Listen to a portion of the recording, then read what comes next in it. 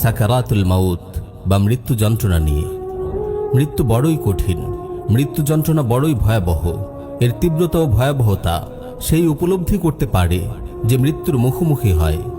সাহিহুল বুখারীতে এসেছে, উম্মুল মুমিনিন আয়েশা সিদ্দিকা রাদিয়াল্লাহু আনহা বর্ণনা করেন, প্রিয় নবী সাল্লাল্লাহু আলাইহি ওয়াসাল্লামের ইন্তেকালের সময় তার সামনে একটি পানির পেয়ালা রাখা ছিল। রাসূল সাল্লাল্লাহু আলাইহি ওয়াসাল্লাম সেই পানিতে হাত ভিজিয়ে বারবার চেহারা মোবারক মুছছিলেন আর বলছিলেন, লা ইলাহা ইল্লাল্লাহ ইন্না লিল মাউতি সাকারাত, লা ইলাহা ইল্লাল্লাহ, নিশ্চয়ই মৃত্যুর যন্ত্রণা আছে। ফাতিমা রাদিয়াল্লাহু আনহা প্রিয়তম বাবার এই কষ্ট সহ্য করতে না পেরে বারবার বলছিলেন, হায় আমার পিতার কষ্ট, হায় আমার পিতার কষ্ট। তখন রাসূল সাল্লাল্লাহু আলাইহি ওয়াসাল্লাম বলেন, আজকের পর তোমার পিতার আর কোনো কষ্ট নেই। প্রিয় ভাই ও বোন, কখনো নিজের মৃত্যুর কথা, মৃত্যু যন্ত্রণার কথা ভেবেছেন? ইয়া আল্লাহ, আপনি আমাদের মৃত্যু যন্ত্রণা আসান করুন। ইমাম গাজালি রাহিমাহুল্লাহ বলেন, মৃত্যু যন্ত্রণার বাস্তবতা কেবল সেই উপলব্ধি করতে পারে যে মৃত্যুর স্বাদ গ্রহণ করেছে। যে মৃত্যুর স্বাদ গ্রহণ করেনি সে মৃত্যু যন্ত্রণা উপলব্ধি করার চেষ্টা করতে পারে দুটি উপায়ে। প্রথম উপায় হলো সে জীবনে যেই কষ্ট অনুভব করেছে তার সঙ্গে তুলনা করে। দ্বিতীয় উপায় হলো মৃত্যু যন্ত্রণা কাতর লোকের অবস্থা দেখে।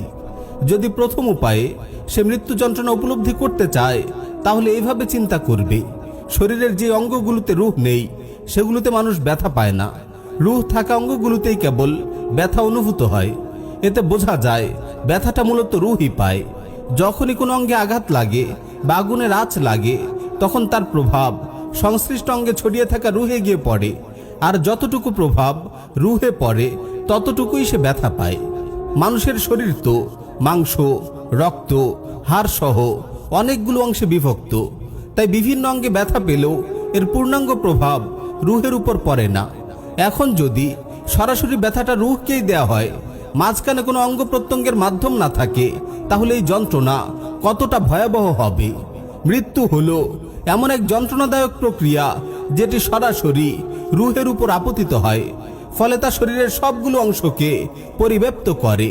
কেননা রূহ শরীরের কোষে কোষে ছড়িয়ে আছে, সুতরাং সমগ্র শরীরের সবগুলো কোষে একই সঙ্গে একই মাত্রায় এই যন্ত্রণা অনুভূত হবে। কারো শরীরে যদি কাটা ফুটে তাহলে শরীরের যে জায়গায় ফুটেছে কেবল সেই জায়গায় ছড়িয়ে থাকা রূহই ব্যথা পায়। আবার আগুনে পুড়লে অনেক বেশি ব্যথা হয়, কারণ তখন পুরো শরীরকেই আগুন বেষ্টন করে নেয়, ফলে শরীরের সর্বত্র ছড়িয়ে থাকা সবগুলো জায়গার সাথে সংশ্লিষ্ট রূহই ব্যথা পায়। কিন্তু কাউকে যখন ছুরি দিয়ে আঘাত করা হয় তখন কেবল শরীরের যে অংশে ছুরির ফলা বিদ্ধ হয় সে অংশে ছড়িয়ে থাকা রূহই ব্যথা পায়। তাই ছুরির আঘাতের কষ্ট আগুনে জ্বলার চেয়ে কম হয়। কিন্তু মৃত্যু যন্ত্রণা স্বয়ং রূহের উপরে আপতিত হয়, তাই একই সঙ্গে পুরো দেহের প্রতিটি কোষেই একই মাত্রায় যন্ত্রণার বিস্ফোরণ ঘটে। পুরো শরীরের প্রতিটি শিরা থেকে, মাংসের প্রতিটি অণু থেকে, প্রতিটি কেশের গোড়া থেকে, প্রতিটি অঙ্গ থেকে, প্রতিটি জোড়া থেকে, মাথার তালু থেকে নিয়ে পায়ের তালু পর্যন্ত পুরো দেহ থেকে একই সঙ্গে রূহকে কবজ করা হবে।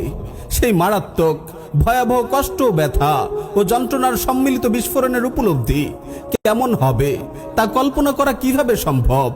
ছুরির ঘা খেয়ে মানুষ চিৎকার করে সাহায্য চায়, কারণ তার অন্তর জিহ্বায় তখন শক্তি থাকে। কিন্তু মাত্রাতিরিক্ত যন্ত্রণায় মুমূর্ষু ব্যক্তির আওয়াজ করার শক্তিও শেষ হয়ে যায়, কেননা মৃত্যু যন্ত্রণা একই সঙ্গে পুরো দেহকেই প্রকম্পিত করে। তখন জ্ঞান বুদ্ধি নির্জীব হয়ে পড়ে, জিহ্বা আড়ষ্ট হয়ে যায়, অঙ্গ প্রত্যঙ্গ নেতিয়ে পড়ে।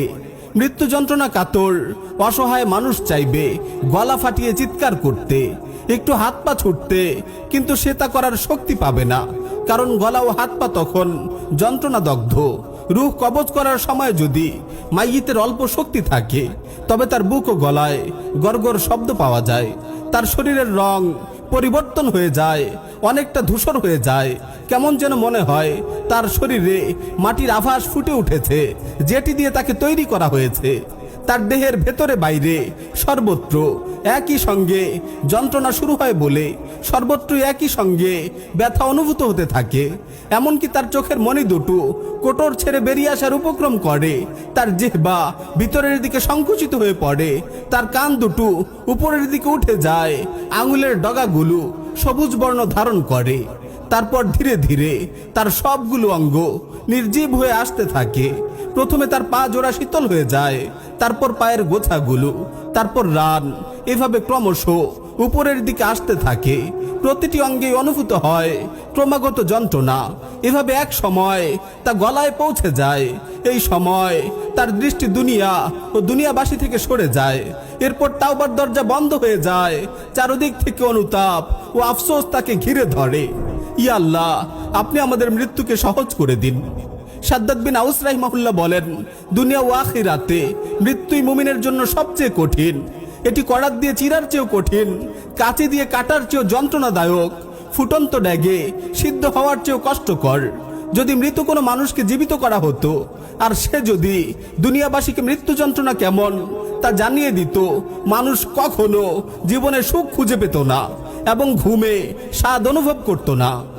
আমর বিন আস রাদিয়াল্লাহু আনহু বলতেন, আমি যদি জ্ঞানী বিচক্ষণ কোনো মরণাপন্ন লোককে পেতাম যে আমাকে বলতে পারত মৃত্যু যন্ত্রণা কেমন। আমর বিন আস রাদিয়াল্লাহু আনহু এর মৃত্যু যখন ঘনিয়ে এলো, তাকে বলা হলো, হে আবু আব্দুল্লাহ, আপনি আপনার জীবদ্দশায় বলতেন, আমি যদি জ্ঞানী ও বিচক্ষণ কোনো মুমূর্ষু লোকের দেখা পেতাম যে আমাকে মৃত্যু যন্ত্রণা সম্পর্কে বলতে পারে। এখন আপনি নিজেই সেই জ্ঞানী ও বিচক্ষণ লোক যার সামনে মৃত্যু এসে দাঁড়িয়েছে। আপনি আমাদের বলুন মৃত্যু কেমন।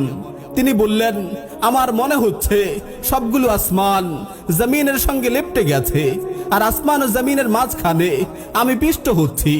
আমার নিঃশ্বাস যেন বের হচ্ছে সুয়ের ছিদ্র দিয়ে, আর মাথার খুলি থেকে পায়ের তালু পর্যন্ত যেন কাঁটাদার বৃক্ষ শাখা দিয়ে জর্জরিত করা হচ্ছে। ইয়া আল্লাহ, আপনি আমাদের মৃত্যু যন্ত্রণা সহজ করে দিন। হযরত ওমর রাদিয়াল্লাহু আনহু কাবে আহবার থেকে জিজ্ঞেস করেন, আমাকে মৃত্যু সম্পর্কে বলো। তিনি বললেন, অবশ্যই বলবো হে আমিরুল মুমিনিন। মৃত্যু যেন কারো পেটে অগণিত কাঁটাযুক্ত একটি গাছের ডাল, যার প্রতিটি কাঁটা এক একটি শিরায় বিদ্ধ হয়ে আছে, আর একজন শক্তিশালী লোক সেই ডালটিকে সজোরে টেনে বের করছে।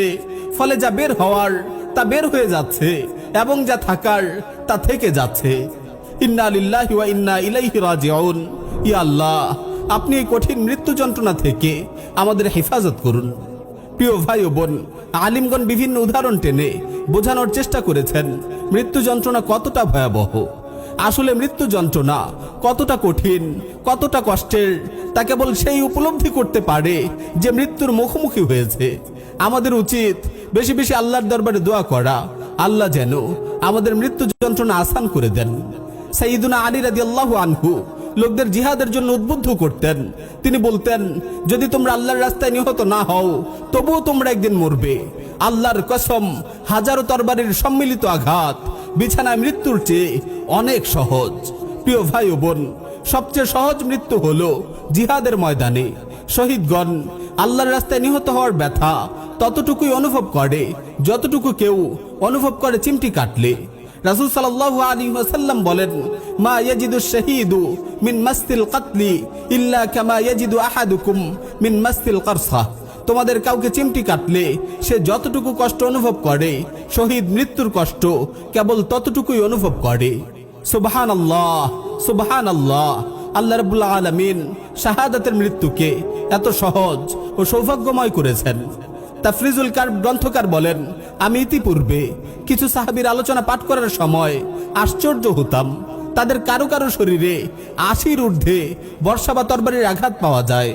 আমরা তো সামান্য সুয়ের খোঁচাতেই কাতর হয়ে পড়ি। কিভাবে তারা এমন প্রচন্ড যন্ত্রণা সহ্য করেন? এই হাদিসটি পড়ার পর আমার বিস্ময় দূর হয়।